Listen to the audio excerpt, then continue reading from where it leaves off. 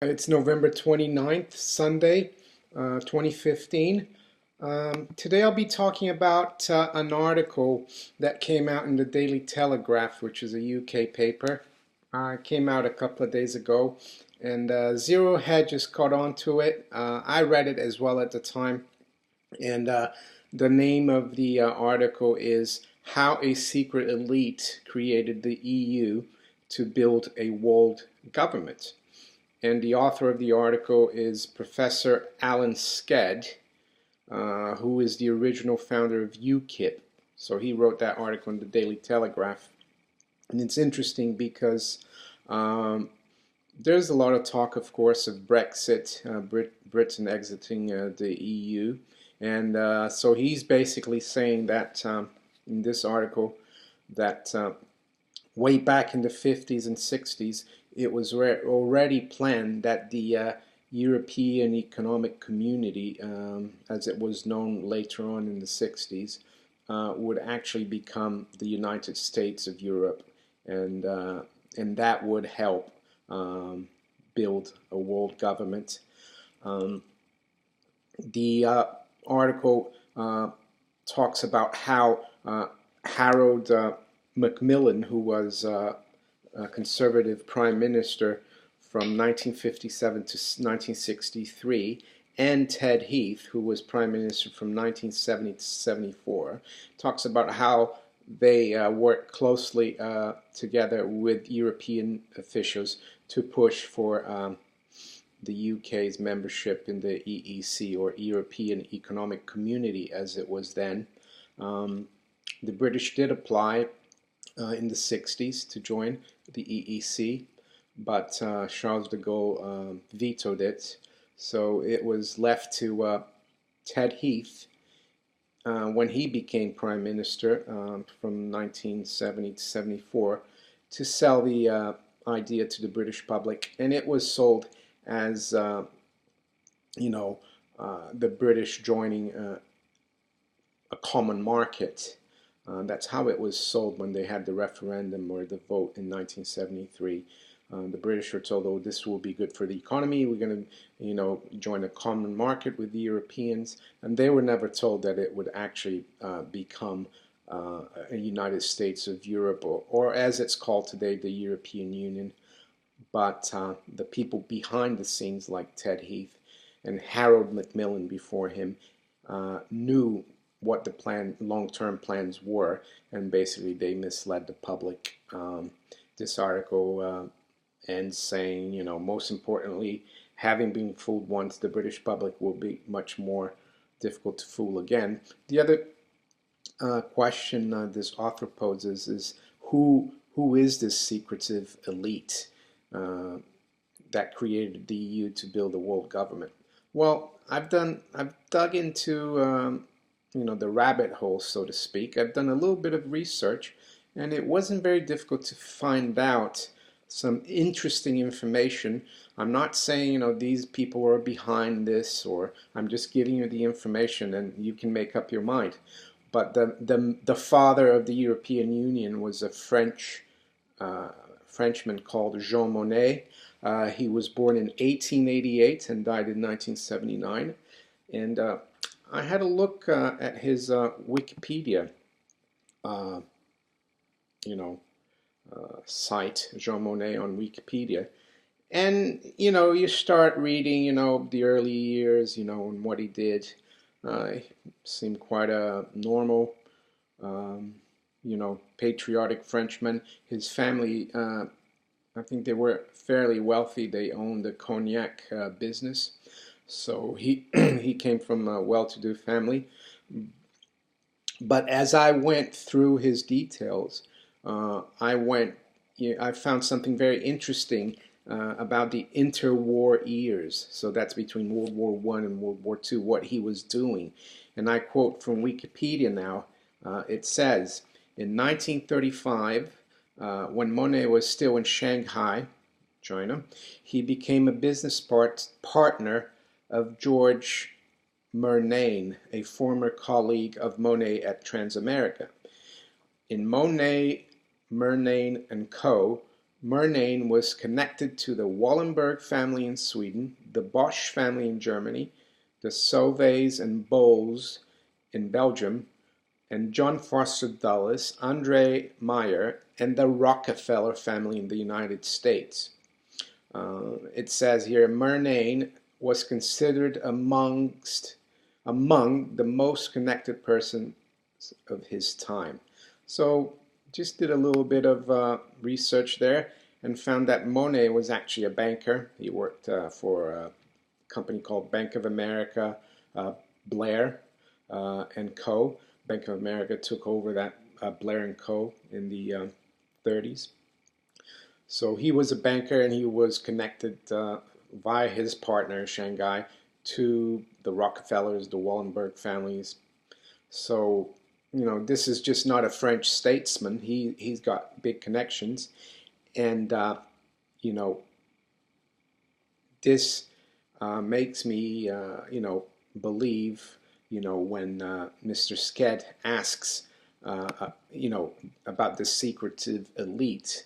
It makes me wonder, you know, maybe it's the bankers, the Rockefellers, and it makes sense because Jean Monnet was the main driver of the European Union in the 50s. He was, well, he's the father of the European Union, basically, Jean Monnet. And I've done a little more research also into Margaret Thatcher, because Margaret Thatcher she played along. She was a conservative in the 70s before becoming prime minister. She was, you know, she was on track with Ted Heath about the European economic community. She was pro Britain or the UK joining in 1973.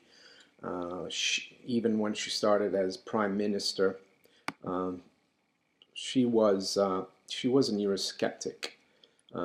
I've looked in a website called historylists.org, and they talk about the key 10 events that led to Margaret Thatcher's resignation. One of them is Euroscepticism, and I read now from this website. Thatcher is said to have been a staunch nationalist. She supported the UK's entry into the European Economic Community in 1973 and signed the Single European Act in 1986, but she became increasingly Eurosceptic in her later years as Prime Minister. Many felt that her anti-European sentiments were holding the UK back, and that the country is losing its influence in European decision making. So there you go. Margaret Thatcher was pro-Europe, European Union or European Community prior to 1986, and then she became more and more Eurosceptic.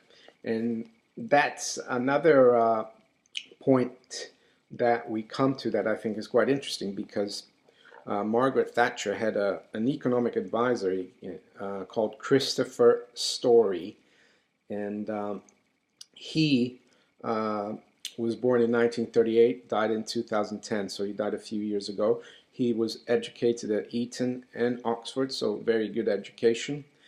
And so he was an economic advisor to Margaret Thatcher. You can find that on Wikipedia as well if you Google Christopher Story. Christopher Story also published the International Currency Review. He started that in 1970.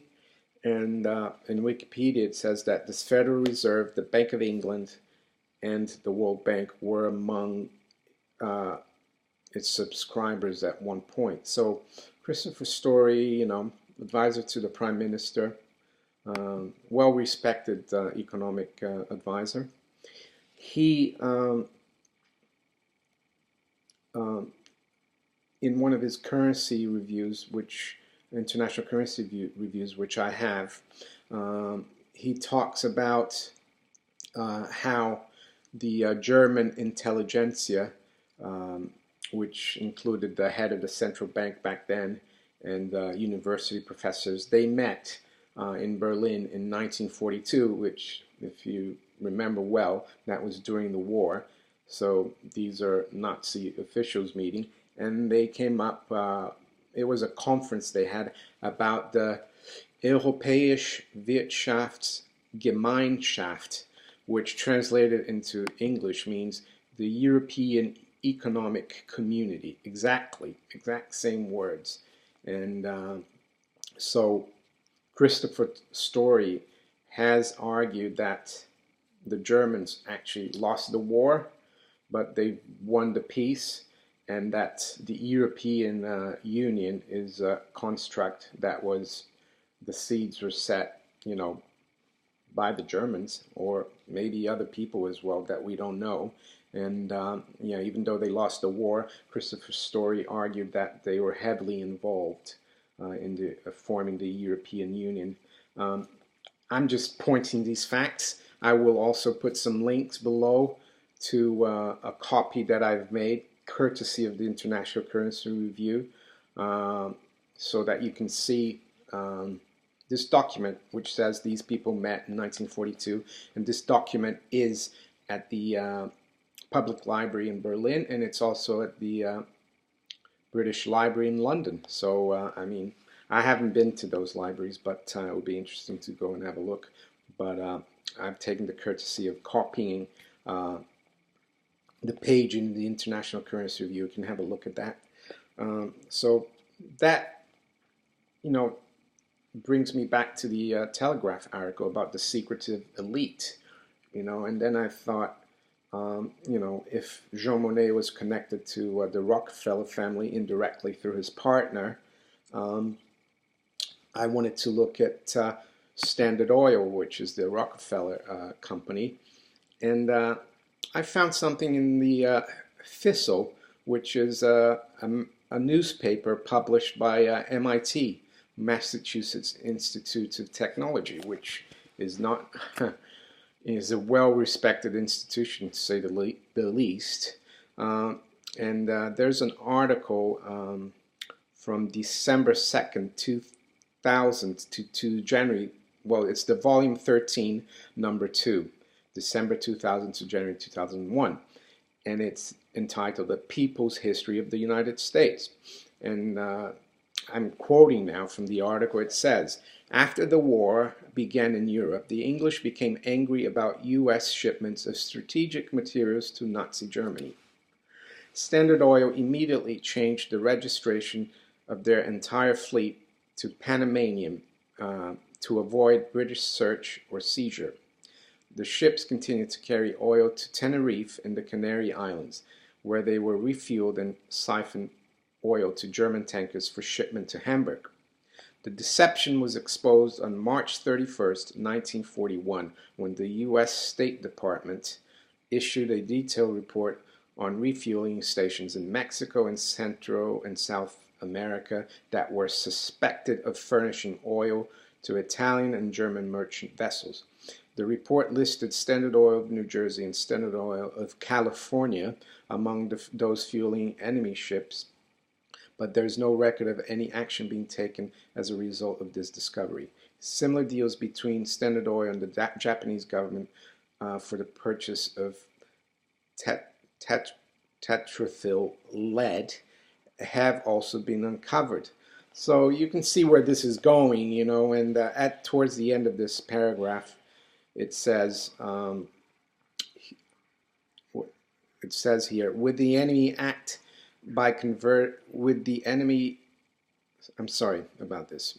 So towards the end it says, a brief side note, however, is that on April 17, 1945, the Chase National Bank was placed on trial in federal court on charges of having violated Trading with the Enemy Act by converting German marks into US dollars. Because many countries refused to accept German currency during the war, the Nazis used foreign banks like Chase National to change the currency into money that would be accepted, and thus allowed them to purchase much needed materials to prolong the war.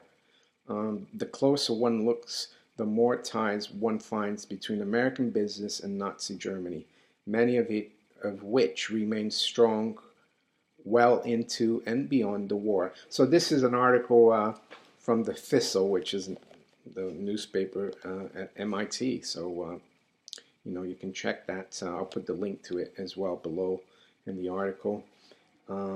So Chase National Bank, that's now JP Morgan Chase, Rockefeller family. And I'll end with a comment made, well, it's actually by David Rockefeller. It's in his book called Memoirs, and it's on page 405. I'll leave the link as well. This is all well documented, and it's a direct quote from Mr. Rockefeller, David Rockefeller. He says, "Some believe we, Rockefeller family, are part of a secret cabal working against the best interest of the United States, characterizing my family and me as internationalists, and of conspiring with others around the world to build a more integrated global political-economic structure." So integrated political-economic structure, that fits with the EU, doesn't it? One world. If you will, if that's the charge, I stand guilty and I'm proud of it. So that was in 1991, apparently, he made that comment. And he also goes on to thank the Washington Post, the New York Times, Time Magazine. It's part of the same, theme. I won't go into that. I think that that's enough just to show people, who is behind this secretive elite, in my opinion. This is just my opinion, and looking at the facts and that I've documented, and the facts of which I'll leave links below the video so you can have a look at. You have to look at it yourself and see if you agree. But so I would say to Mr. or Professor Alan Sked, who was the original founder of the UKIP, that maybe the secretive elite is the bankers, as because Mr. Rockefeller said at the end of the that comment, he says that they were grateful to the media. He says here, but the work is now much more sophisticated and prepared to march towards a world government. The supranational sovereignty of an intellectual elite and world bankers is surely preferable to the national auto-determination practiced in past centuries. So there you have it from David Rockefeller, whose family was closely related to Jean Monnet, whose family did business with Nazi Germany. And as you can see, even the Germans were thinking of a European Economic Community, or Europäische Wirtschaftsgemeinschaft. So there you go, Mr. Sked. This might be your secretive elite. Mr. Rockefeller, well, the Rockefeller family, the bankers from around the world.